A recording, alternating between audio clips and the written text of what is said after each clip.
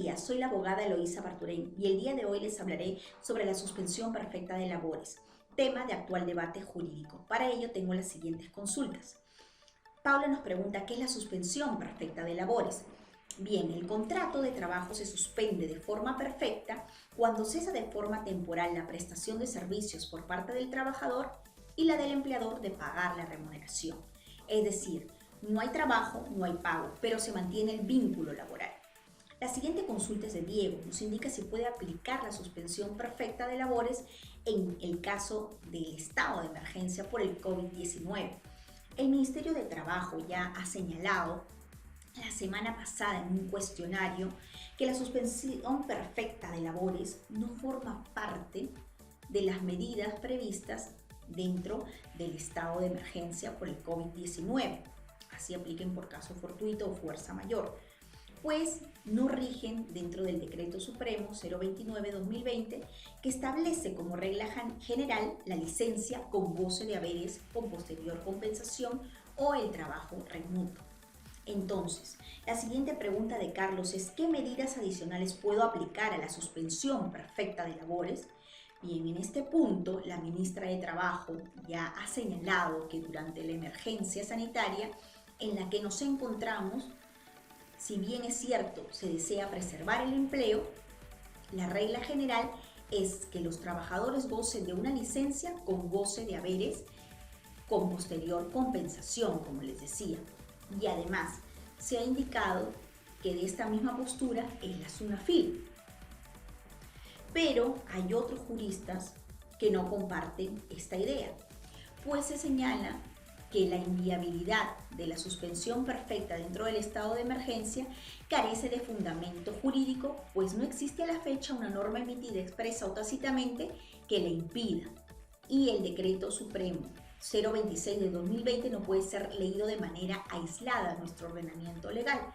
Pues acá nos cabe preguntar, ¿acaso resulta razonable exigir a una empresa que está en crisis pagar remuneración a un personal que no trabaja? O si esta empresa ya no tiene su flujo de caja porque no hay ingresos, sigan pagando a los trabajadores cuando no están yendo a laborar.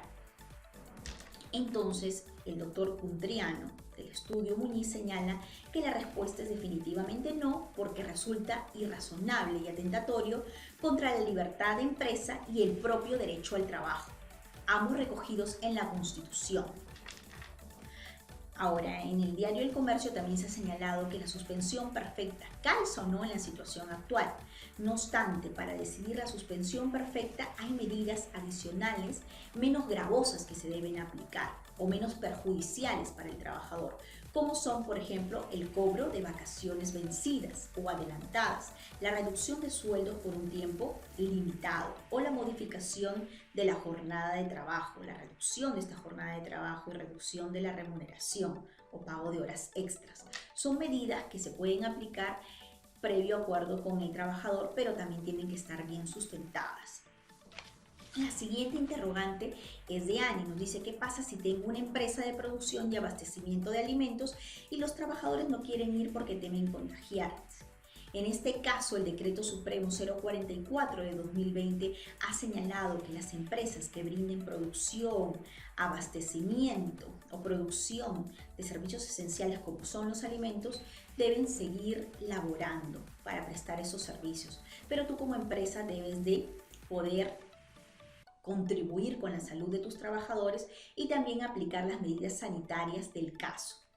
Y en todo caso, si no quieren laborar, tendrían que, por mutuo acuerdo, acordar estas medidas adicionales que les he comentado en la respuesta anterior. Ahora, Rosa nos pregunta qué proceso debo seguir como empresa si deseo aplicar la suspensión perfecta. Primero, se debe comunicar esta medida de suspensión perfecta, comunicar la norma al trabajador, pero también al Ministerio de Trabajo, pues es la autoridad de trabajo la que va a supervisar, va a inspeccionar también tu centro de labores para ver si esta medida está debidamente fundamentada y es viable o no. Entonces, se tiene que ver la procedencia de la causa invocada. Y si no hay un buen sustento, el Ministerio de Trabajo puede ordenar que los trabajadores retomen sus puestos de trabajo y además que se les pague la remuneración que dejó de percibir. Para ello, la SUNAFIL también puede inspeccionar esto y te pueden multar en caso no cuentes con un buen sustento. Y para ello es importante indicar que tienes que pagar la remuneración que dejó de percibir el trabajador. Cabe indicar que ante esta crisis que tienen sobre todo los micro o medianos empresarios, el gobierno está tratando de inyectar liquidez a las empresas que buscan preservar el empleo.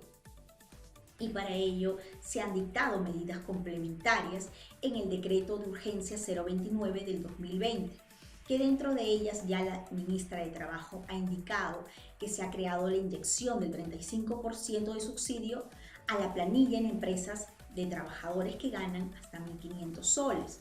O para la pequeña empresa se ha creado el Fondo de Apoyo Empresarial por 300 millones de soles y se amplió la cobertura del Fondo Crecer para dar más créditos. También se destacó por parte de la ministra el programa Reactiva Perú, que va a inyectar 30.000 millones para dar créditos con bajas tasas de interés a 350.000 empresas de todo tamaño.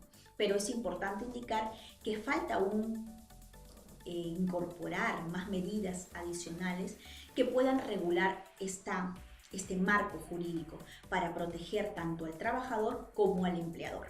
Muchas gracias por escucharnos, eso ha sido todo por hoy. Suscríbete a mi canal de YouTube de Eloísa Bartolini. Gracias.